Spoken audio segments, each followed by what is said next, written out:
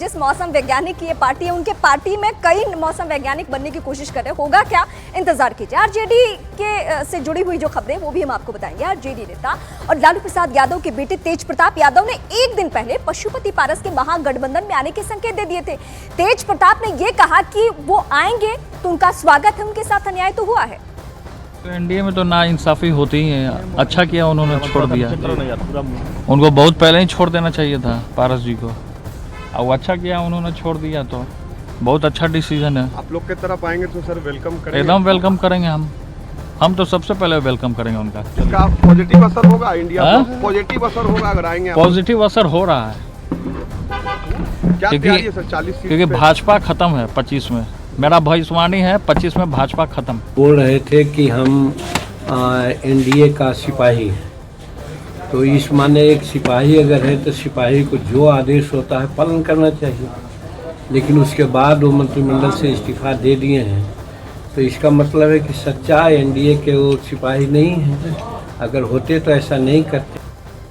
बिहार की इस वक्त बात करेंगे। बिहार में इस वक्त का जो सियासी सीन बनता दिख रहा है वो कैसा है, अब जरा उस पर नजर डालते हैं। बहुत दिलचस्प है ये पशुपति पारस की सियासी पिक्चर का सीन अब तक क्लियर नहीं हुआ है कि वो जाएंगे कहां, वो महागठबंधन में जाएंगे या नहीं, महागठबंधन में उन्हें लिया जाएगा या नहीं, ये अब तक क्लियर नहीं है। दूसरे खिलाड़ी कौन है? उपेंद्र कुशवाहा है दूसरे खिलाड़ी, उनको लेकर भी सस्पेंस बना हुआ है। जिनकी एनडीए में नाराजगी दूर हो चुकी है, एनडीए में उन्हें सिर्फ एक सीट मिली है और जिसके बाद कहा यह जा रहा है कि वो अब भी एनडीए में ही रहेंगे। उन्होंने कहा कि मेरी नाराजगी है नहीं, आज उम्मीदवार तय हो जाएगा। वो खुद लड़ने वाले हैं काराकाट सीट से, आज फाइनल होगा सीट बंटवारा।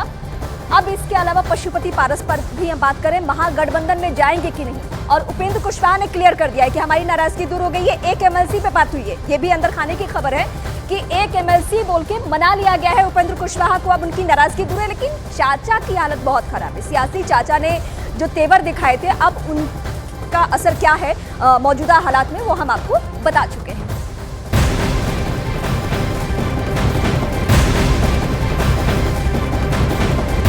बिहार के बाद महाराष्ट्र वो प्रदेश जहां पे अभी भी सियासी हलचल है सीट बंटवारे को लेकर। बड़ी खबर इस वक्त हम आपको महाराष्ट्र से ही बताएंगे, जहां पे एनडीए में एमएनएस शामिल हो सकती है। और इसी के लिए आज एमएनएस चीफ राज ठाकरे महाराष्ट्र के मुख्यमंत्री एकनाथ शिंदे और उप मुख्यमंत्री देवेंद्र फडणवीस से मुलाकात कर सकते हैं। कल ही राज ठाकरे और अमित शाह की दिल्ली में मुलाकात हुई थी, तकरीबन आधे घंटे ये मुलाकात चली। कल यानी गुरुवार को राज ठाकरे अपनी पार्टी के नेताओं के साथ बैठक करने वाले हैं। उससे पहले राज ठाकरे आज महायुति में शामिल होने के लिए एकनाथ शिंदे और देवेंद्र फडणवीस से मुलाकात कर सकते हैं। राज ठाकरे को लेकर भी बीजेपी के पास प्लान है और सीटों को लेकर हालांकि बातचीत ऐसी चल रही है कि एक सीट या दो सीट मुंबई दक्षिण, और इसके अलावा दो और सीट को लेकर सस्पेंस है। एक शिरडी की चर्चा हो रही है, एक नासिक की चर्चा हो रही है। कौन सी सीट फाइनल होगी, इसके लिए थोड़ा इंतजार हम सबको करना होगा। दिल्ली में अमित शाह से मुलाकात के बाद राज ठाकरे ने गुरुवार को अहम बैठक बुलाई है, जो कल ये बैठक होनी है। इस बैठक में वो पार्टी के नेताओं और कार्यकर्ताओं से दिल्ली में हुई बैठक के बारे में बातचीत करने वाले हैं। इस बैठक में राज ठाकरे बीजेपी के साथ गठबंधन को लेकर फैसला ले सकते हैं कि उन्हें गठबंधन में जाना है या फिर नहीं जाना है, लेकिन मुलाकात की तस्वीरें हम दिखा रहे हैं। और अमित शाह से तभी मुलाकात होती है जेपी नड्डा के बाद, जब सब कुछ फाइनल हो चुका होता है, फाइनल टच। यानी अमित शाह से मुलाकात के बाद हमने अमूमन देखा नहीं है कि कोई फिर पाला बदल ले या फिर कोई मन ऐसा बना ले कि नहीं हमें नहीं जाना है। ये फाइनल राउंड की बातचीत आप देख रहे हैं तस्वीरों में। ये तस्वीरें अपने आप में बताने के लिए बहुत कुछ काफी है। हाँ, कार्यकर्ताओं का मन टटोलना राज ठाकरे के लिए बहुत जरूरी है, क्योंकि माहौल चुनावी है। तो बहुत ही तेजी से महाराष्ट्र की सियासत में राज ठाकरे एक्टिव हो चुके हैं और एनडीए में शामिल होने के लिए लगातार बैठक कर रहे हैं। एक के बाद एक कई बैठक हो चुकी है। कल राज ठाकरे अमित शाह से दिल्ली में मिले, संभवतः उन्हें एनडीए में शामिल होने का न्योता मिल चुका है। आज राज ठाकरे मुंबई में एकनाथ शिंदे से मुलाकात करने वाले हैं। देवेंद्र फडणवीस से भी उनकी मुलाकात होने वाली है। सीटों पर बात हो सकती है। कल राज ठाकरे ने अपनी पार्टी की बैठक बुलाई है, जिसमें गठबंधन पर अपने नेताओं से वो बात करने वाले हैं। क्योंकि पेंच कहां फंसा है? पेंच फंसा है एक या दो सीट को लेकर। बीजेपी अमूमन कोशिश ये करिए कि जो छोटी छोटी पार्टियां हैं उनको एक सांसद के लिए हम सीट दे दें, और नहीं हो तो एमएलसी या फिर इसके अलावा विधानसभा में एडजस्टमेंट, ये सारी शर्तें मानकर उस पार्टी को इस तरीके से तरजीह दी जा रही है। अब सूत्र क्या बता रहे हैं ये हम आपको बताएंगे। इस वक्त राज ठाकरे ने गठबंधन में 2 सीटों की डिमांड की है, ये सूत्र हमारे बता रहे हैं। ये 2 सीटें कौन सी और क्या गणित है ये देखते हैं। इसमें एक सीट है शिरडी की, जहां शिंदे कैंप के सदाशिव लोखंडे की बहुत अच्छी पकड़ है। 2019 में उन्होंने 47% से ज्यादा वोट हासिल की थी।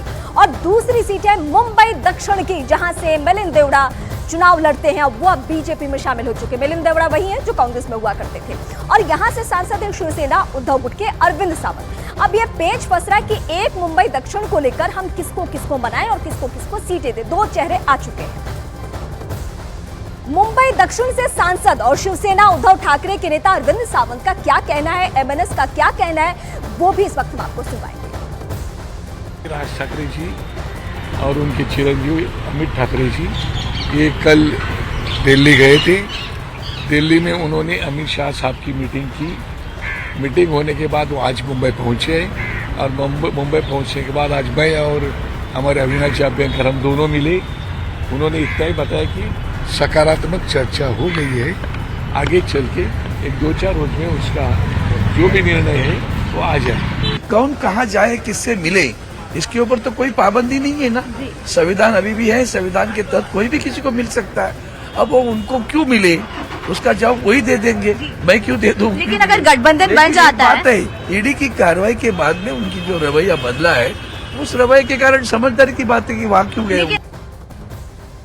अब इस वक्त ये भी देख लेते हैं कि आखिर बीजेपी क्यों राज ठाकरे को साथ लेकर चल रही है। बीजेपी की आखिर कौन सी मजबूरी है। राज ठाकरे की एमएनएस ने पिछली बार लोकसभा चुनाव नहीं लड़ा था, लेकिन विधानसभा चुनाव में 2% से ज्यादा वोट हासिल किए थे। वहीं लोकसभा चुनाव 2014 में 1.5% वोट मिला था और विधानसभा चुनाव में 3% से ज्यादा वोट मिले थे। ये जो मत फीसद है वो बहुत मायने रखता है। वहीं और पीछे हम आपको लेकर चल रहे हैं। 2009 में क्या स्थिति थी एमएनएस की ये बताएंगे। 2009 में लोकसभा चुनाव में 4% से ज्यादा वोट हासिल किए थे और विधानसभा चुनाव में करीब 6% वोट मिले थे।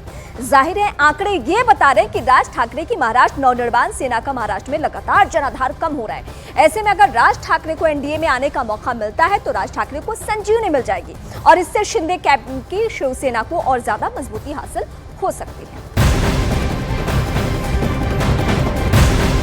महाराष्ट्र में महाविकास अघाड़ी में अभी भी पार्टियों के बीच ठनी हुई है। सीटों पर अब तक फॉर्मूला तय नहीं हो सका है और जिस सीट पर बात बनती दिख रही थी उस पर एक बार फिर उद्धव ठाकरे की शिवसेना और कांग्रेस के बीच ठन चुकी है। सांगली सीट की बात करेंगे। इस वक्त शिवसेना उद्धव गुट ने अपने उम्मीदवार का ऐलान कर रखा है और वो इस सीट को छोड़ने के लिए राजी नहीं है, जबकि कांग्रेस सांगली सीट पर दावा ठोक रही है। कांग्रेस के कई नेता उद्धव ठाकरे से इस वजह से नाराज हैं क्योंकि सीट फाइनल होने से पहले ही सांगली सीट पर उम्मीदवार की घोषणा कर दी गई। कांग्रेस के नाराज नेता अपने वरिष्ठ नेताओं से मिले और मुलाकात के बाद कांग्रेस ने एक बार फिर सांगली सीट पर दावा ठोक दिया है। ये फिलहाल महाअघाड़ी की स्थिति है। कांग्रेस और शिवसेना कहां पे ठनी है ये पेज हम आपको बता रहे हैं।